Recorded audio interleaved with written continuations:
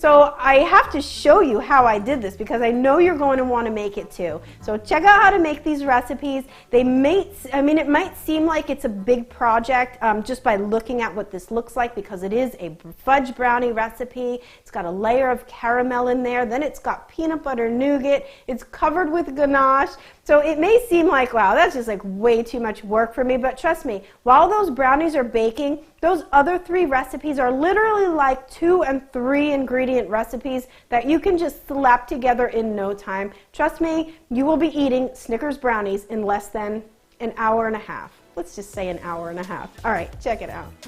Okay, so for the best fudge brownies you will ever wrap your lips around, you will need granulated sugar, flour, cocoa powder, vegan chocolate, brewed coffee, coconut oil, and I'm using some applesauce just to cut back on some of that oil in this recipe, baking powder and salt, and vanilla extract. First, combine the cocoa powder and the chopped chocolate in a medium bowl and then pour the hot coffee over top. The coffee has to be hot enough to melt the chocolate, so I literally just brewed it and it is piping hot. Add the coconut oil and the applesauce and the vanilla extract. Next, add the sugar and whisk it all together to a smooth batter. You're going to sift the flour, baking powder, and salt directly into the bowl and then whisk that smooth again.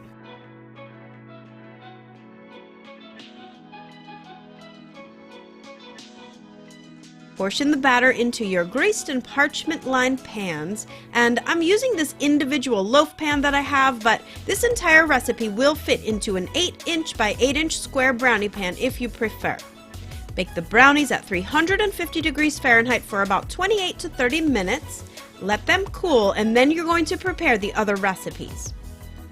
You will need creamy peanut butter, almond or coconut flour, and agave or maple syrup. Just mix that together, and that's one recipe.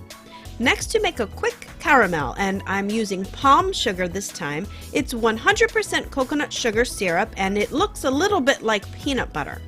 Add the coconut milk, a pinch of sea salt, and then bring it to a boil over high heat. Once it boils, be sure to stop stirring, reduce the heat to medium, and then just let it reduce down to about half. Add the vanilla extract, and that's it. Instant caramel sauce. You will know that it's done because if you started with a half a cup of the sugar and a half a cup of the coconut milk, reduced to half will give you a half a cup. Alright, last you will make a quick ganache, and it's just 2 ingredients, vegan chocolate and your favorite milk alternative. Boil up the milk and then whisk them both together. See? 3 recipes faster than those brownies can even cool. But once they do cool, you can get to filling them up with all of this amazing goodness.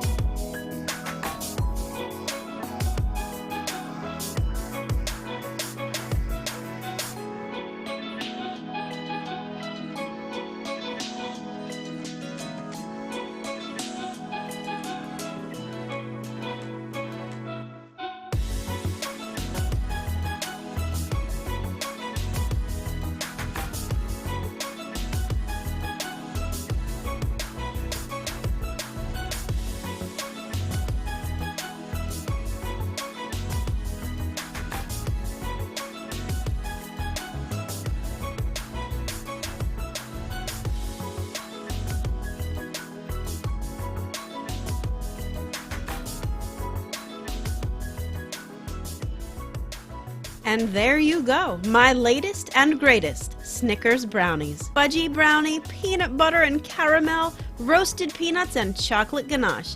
It doesn't get much better than this. Well, actually it does, so you may want to head over to GretchensVeganBakery.com to see what I have going on over there. Grab all the written printable recipes, all with full video tutorials that take you step by step to baking success every time. So thanks to everyone for checking me out here, and don't forget to subscribe so you won't miss the next great thing coming out of Gretchen's Vegan Bakery. Until then, happy baking. See you next time.